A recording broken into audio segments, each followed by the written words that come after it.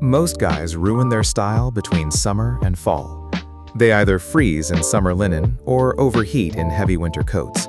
Here is your effortless blueprint for fall 2026. Step 1. Master the mid-weight shacket. Swap your lightweight linen shirts for heavy textured wool blend or brushed cotton overshirts in rich earthy tones like espresso brown and deep taupe. Step 2. Keep the fitted base layer. A crisp, high-density cotton crew neck or a ribbed hemley lets you regulate temperature instantly when afternoon heat kicks in.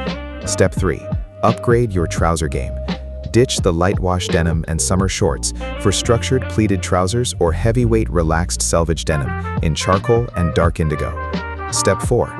Introduce modern knitwear.